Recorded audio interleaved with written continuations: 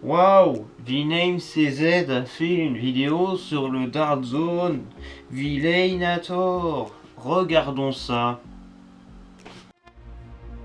Salut à tous, c'est Vname. Aujourd'hui on se retrouve pour la review du Dart Zone Hunter Force selon les versions américaines. Villainator. Mais il est où? Et qu'est-ce que c'est que ce fond? Ce fond est parfait par rapport à ce qui se passe en ce moment chez Nerf, littéralement. C'est-à-dire qu'à gauche on a Shockwave et un Strife, fusil à pompe et blaster semi-auto. Et à droite t'as leurs équivalents Dart Zone, donc en mieux quoi. Le Spectrum pour le Strife et le Villainator pour le Shockwave. Et ça je le fais. Et donc nous allons le prendre, puisque c'est une nouveauté, et que c'est le blaster du jour. Et devinez d'où il vient. C'est cadeau. Et d'ailleurs une dédicace à Ed Force One, un abonné qui m'a offert ce blaster littéralement en fait. Il me l'a offert. Donc merci à lui pour sa contribution, voilà c'est cadeau. Histoire que je puisse vous faire quand même des gros tests parce que moi de l'argent j'en ai pas vraiment donc c'est compliqué. Donc nous avons ici le Dart Zone Villainator. Qu'est-ce que c'est le Villainator? C'est littéralement un fusil à pompe. Sans restricteur d'air, attention. Et qui possède un barillet amovible qui peut contenir jusqu'à 40 fléchettes. Et c'est beaucoup, 40 fléchettes. 15, 40. Et vous allez me dire, ouais, Vname, il y avait déjà le X-Shot Turbo Advance. Et vous avez raison. En tout cas, on a. c'est mieux que le Turbo Advance, parce que le Turbo Advance c'est une espèce d'énorme truc. Là, on a un truc plus compact, plus badass, plus classe, plus tout. Et surtout plus puissant. Avec un barillet qui s'enlève avec une facilité déconcertante. C'est qu'on le remet avec une facilité déconcertante. Donc, c'est un fusil à pompe avec le slam.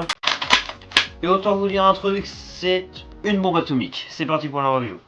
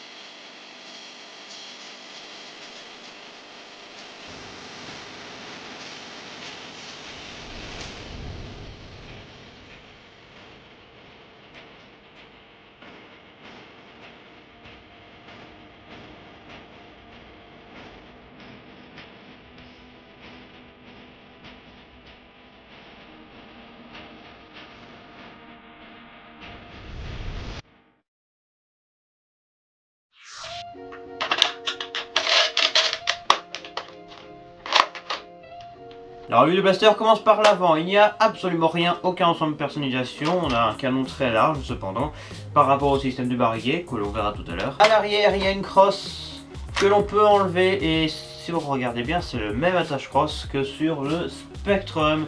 Parce que oui, Dart Zone ont entre guillemets standardisé leurs attaches cross entre guillemets parce qu'ils ont finalement décidé d'arrêter, de ce que j'ai compris, parce que sur le blaster les plus récents ils ont mis les mêmes attaches cross que les blasters de la marque Nerf, et entre nous c'est mieux. Et donc du coup le Villainator est fourni avec une longue crosse quand même qui lui donne un peu une allure de Kalachnikov fusil à pompe. Sur le dessus, on a un gros rail tactique bien sympathique, donc c'est un style Picatinny, mais on peut tout à fait y mettre des accessoires Nerf, ça tient. Et c'est tout pour ce qui est de la personnalisation, et du coup, rigolons un petit peu avec le Spectrum. Donc, la crosse du Spectrum sur le Villainator et inversement. Voilà, donc déjà, nous avons ici, alors si je fais ça, il y a de quoi rigoler, hein. Et si on fait ça, c'est déjà un peu mieux, mais ça reste plus court que la crosse du Villainator, et du coup sur le Spectrum, waouh, là on a le Spectrum parfait là, messieurs dames. Ce petit viseur qui sert à rien, donc on peut l'enlever, mais allez voir ma review du Spectrum, c'est une bombe atomique ce truc. Pour la poignée, on va même pas essayer de la mettre sur le Villainator parce qu'il y a déjà une poignée, hein. Et le viseur du Spectrum sur le Villainator, c'est cadeau. Voilà. Si vous voulez que je fasse une vidéo personnalisation sur le Villainator, n'hésitez pas. Et en vrai là on peut viser avec ce blaster parce qu'il n'est pas fourni avec des végétines normales, on verra ça après. Mais oh ouais, ça lui va super bien. Au niveau des attaches sangles, il n'y en a pas malheureusement, à moins qu'on considère que ça c'est des attaches sangles. Ça non. Bon à part ça, bon. peut attacher une sangle ici je pense, mais à part ça, non. Au niveau des organes de visée, à l'arrière on a cette espèce de petit trou, voilà, un organe de visée normal quoi. Et à l'avant on a un organe de visée rétractable. Et il est très dur, hein, laissez-moi vous le dire, faut vraiment forcer pour le fermer et surtout bien forcer pour l'ouvrir. Et c'est très bien pour viser, alors c'est pas du tout aligné, hein, mais bon. La poignée est parfaite, voilà, là-dessus c'est clair, la poignée est absolument parfaite. Alors j'avoue, il y a quand même, c'est un peu spécial d'avoir fait ça comme ça, parce que du coup, ça, cette petite bosse en principe, c'est souvent entre le majeur et l'annulaire, souvent c'est quelque part par là, ou un peu au-dessus, avec la détente principale. Là, c'est entre l'annulaire et l'auriculaire, donc c'est là, hein, donc c'est un peu particulier, mais ça reste quand même ultra confortable. Vraiment, les Dart Zone font d'excellentes poignées à ce niveau-là. Pareil pour la poignée avant, la pompe du coup. Hein. La difficulté pour pomper n'est pas trop importante. Clairement, on peut pomper assez facilement, bien que ça paraisse quand même un petit peu plus dur qu'avec un Nerf normal, parce que ce blaster est plus puissant qu'un Nerf Elite standard. Bon, la poignée bouge un peu, mais ça n'a aucune incidence sur le fonctionnement du blaster. La pression sur détente est relativement normale, ce blaster possède le slam, et laissez-moi vous dire que contrairement sur Surge Fire, le slam là-dessus c'est un massacre, d'accord. Là tu fais un slam sur quelqu'un avec ça, il est mort, hein, qu'on te le dise, hein, vous allez voir des The Tier, c'est un truc de... Bien, maintenant qu'on a vu tous les trucs de base plus ou moins, maintenant passons à la partie la plus intéressante. Le barillet. On peut l'enlever et le remettre, hein, ça vous le savez, je vous l'ai dit. Mais quand vous achetez le blaster, il y a un petit truc à savoir, et peut-être que certains d'entre vous se posent la question. Bon, en principe, vous lisez les notices, tout ça, donc ça devrait aller. Mais en gros, quand vous achetez le blaster, eh bien le barillet n'est pas tel quel. En fait, les parties vertes sont bien enfoncées, là et là, de sorte à ce que si je vous le montre comme ça, là vous voyez les parties vertes, mais à la base, imaginons je serais là avec la boîte, hop, je viens de démonter le truc, je vous montre comme ça, on verrait pas hein, les trucs, ils sont bien enfoncés. Donc en fait ils sont à ras du barillet, en fait il faut les prendre et bien tirer jusqu'au clac, et là après ça reste comme ça, et pareil celui-là on le prend et clac, on tire. Donc voilà, donc on doit tirer des deux côtés, et une fois que c'est fait, on peut plus réappuyer dessus, on peut plus les renfoncer, ils restent comme ça. Et c'est très bien parce que c'est littéralement les attaches en fait, ça et ça, c'est des attaches sur le blaster. Je sais pas si c'est français ce que je raconte, mais en principe, vous avez compris. Quand vous achetez le blaster, on tire là-dessus et on tire là-dessus. Voilà, c'est ça. Ensuite, pour mettre le barillet, rien de plus simple mes chers amis, nous avons une encoche à l'avant, une encoche à l'arrière, et puis bah déjà tu peux essayer potentiellement de mettre le barillet à l'envers, mais c'est pas possible parce que devant c'est plus long que derrière. Et ensuite du coup on met le barillet, ça rentre parfaitement et clip. Alors en principe ça clip d'abord derrière, puis ensuite devant, évidemment. Ça tourne parfaitement. Il faut savoir que sur le Vélinator, le barillet tourne dans le sens inverse du Surge Fire et Shockwave. Surge Fire et Shockwave, ça part par là. Ici, ça part par là, hein, pour information. Donc ça, c'est le barillet. Il peut contenir jusqu'à 40 fléchettes. Et comme vous pouvez le voir, il y a 20 fléchettes à l'extérieur et 20 fléchettes à l'intérieur. Mais comment ça fonctionne, dis donc? Même moi, je me suis beaucoup posé la question jusqu'à recevoir le blaster. J'étais vraiment curieux. Mais en fait c'est simple, tout à l'heure on a vu que le canon était plutôt large verticalement, et en fait c'est aussi le cas pour le piston en fait. Regardez bien, le trou n'est pas rond, il est bien ovale. Donc ovale, que ce soit là au niveau du canon, c'est logique, c'est parce que il faut que les deux étages du canon soient accessibles par le piston et par le canon. C'est à dire que si je mets hop le truc comme ça et que je vous montre en principe, vous allez voir, voilà, vous allez voir trois canons parce que ils sont pas face à face non plus, hein, ils sont quand même triangulaires. Donc je vais vous montrer, vous allez voir le barillet tourner. Donc là on va passer de en bas à en haut.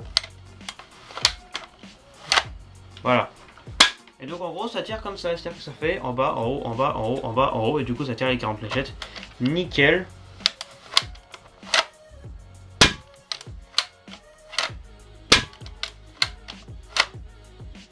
Évidemment on tire à vide, mais c'est pas très conseillé de tirer à vide, hein. Donc, je vais vous montrer, je vais le faire quand même comme ça, pour rigoler. Hop, on voit le piston qui s'en va, au revoir.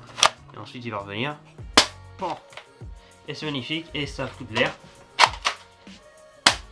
Donc tirer à vide c'est pas forcément conseillé, parce que comme vous avez clairement pu le voir, il n'y a absolument aucun restricteur d'air sur ce blaster. Et c'est tant mieux, parce que ça améliore quand même les performances. Ce petit truc là, là-haut, c'est un petit bouton, mais ça permet littéralement, ça s'aligne en fait là, hein, ça vient tenir sur le dessus du barillet, c'est pour qu'il soit stable en fait. C'est un stabilisateur de barillet, c'est pour pas qu'il puisse partir dans tous les sens comme un couillon. Pour ce qui est des deux petites parties ici qui peuvent partir dans tous les sens, hop là, ça tourne dans tous les sens, c'est ce qui permet de faire tenir les fléchettes en place, que ce soit celle qui est vers le bas pour celle-ci. Bim, ça tire. Ou alors ça part sur le côté comme ça. Enfin, ça peut partir dans tous les sens, de toute façon, c'est pour laisser la fléchette passer. Et de même pour en haut, si la fléchette est en haut. Donc en gros, c'est un truc. Ce sont des espèces de petits clapets qui permettent tout simplement de faire tenir la fléchette en place. Mais il faut savoir que dans ce barillet, il n'y a pas de petites tiges en plastique qu'il y a dans les barillets de chez Nerf, ce qui fait qu'on peut mettre des short darts, des fléchettes plus courtes, donc qu'on peut mettre jusqu'au fond. Le problème c'est que la fléchette faisant face à ce truc, une fléchette normale ça touche ce truc, donc ça permet de passer. Mais là du coup quand on va tirer, la fléchette va cogner là-dessus, donc ça passera pas. Donc il faut enlever ces trucs là si vous voulez tirer des short darts. Donc de préférence les coller comme ça ou comme ça. Vous avez l'embarras du choix, hein. Donc voilà, ça c'est pour les petits systèmes. Et enfin, ce qui fait tourner le barillet, c'est cette espèce de petit truc en plastique blanc qui va sortir. Regardez, hop là, ça prend le barillet, puis ça part vers le haut. Et en fait, ça le fait tourner. Puis ça disparaît quand on ramène la pompe en avant. Et en fait, ça fait tourner ici, avec les petits pics qu'il y a partout. Donc ça fait clac, clac, clac, clac, ça fait tourner le barillet. C'est super bien foutu, c'est quand même différent des autres fusils à pompe de ce type qu'on avait avant. Et donc ce blaster possède le slam qui fonctionne parfaitement. Je le ramène en arrière, je le ramène en avant, je tire, je reste appuyé, je slam. Maintenant, testons un truc, je ramène en arrière, j'appuie sur la détente, je le ramène en avant. Et vous allez voir, ça va tirer tout seul. Magique. Ça, c'est dû au système qui est fait comme ça, j'imagine. Alors évidemment, si vous faites ça, et que là, si je ramène en avant, ça tire. On peut annuler le fait que ça tire tout seul quand je ramène en avant. Il suffit de reforcer un peu vers l'arrière. Et là, le système revient de façon normale, on va dire. Absolument aucun indicateur de tir sur ce blaster. Il est fourni avec 40 fléchettes Elite Waffle, hein, on peut appeler ça comme ça.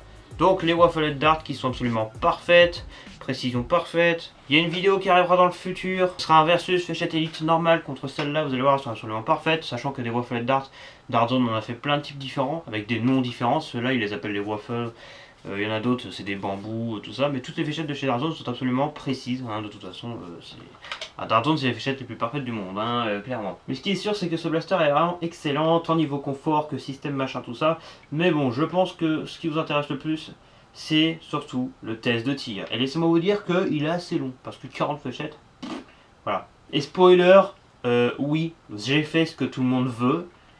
Et ce que les gens feront peut-être le plus avec ce blaster, je sais pas, c'est-à-dire mettre plein de types de fléchettes différentes. C'est parti pour le test de tir.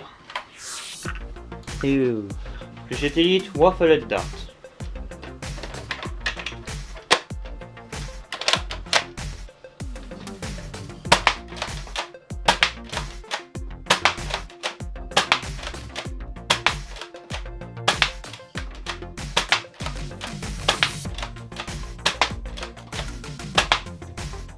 Slamfire. Précision parfaite. Bon, slam, hein, voilà.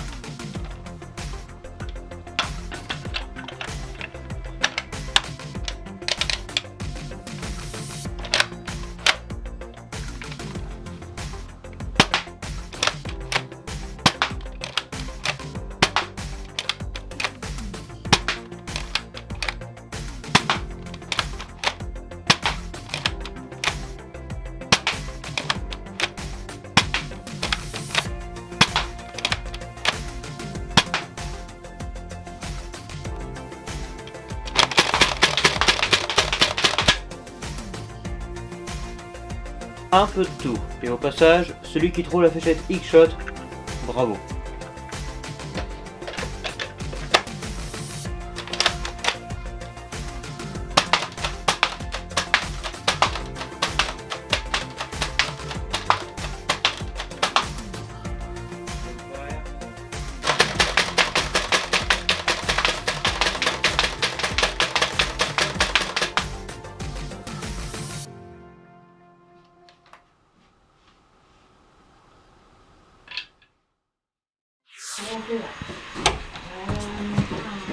Gavin le terroriste.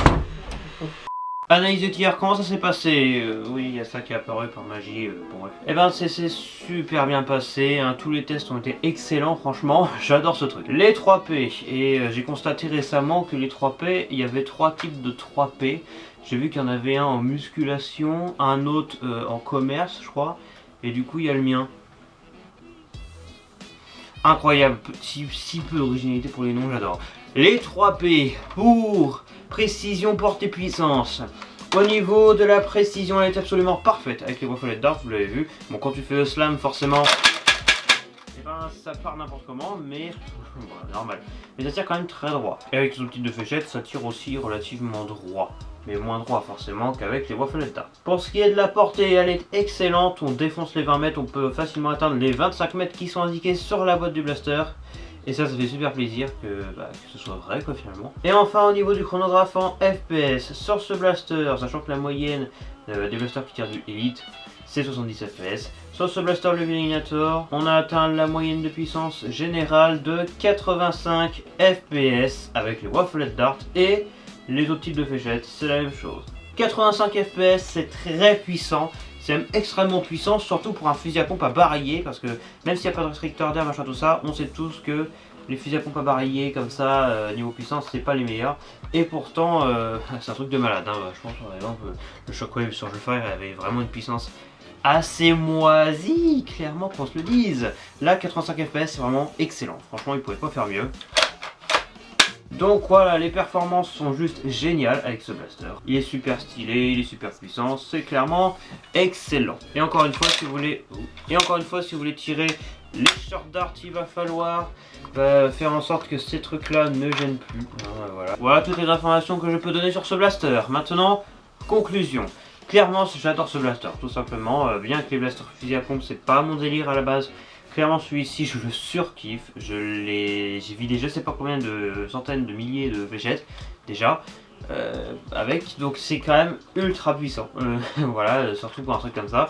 40 fléchettes dans la bouche, ça fait super plaisir. L'enchaînement ultra rapide des tirs est parfait, le slam est absolument parfait, la crosse est absolument parfaite, le raitaki sur le dessus c'est très bien, le style, clairement j'adore le style de ce truc. Si on enlève le barillet, ça fait un truc super fin, voilà, moi je kiffe.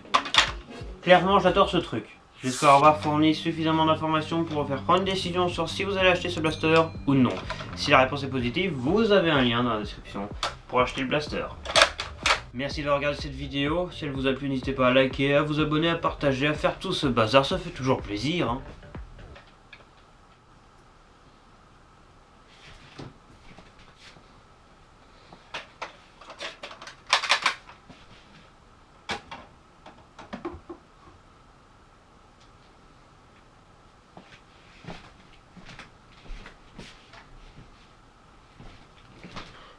Ah, piss!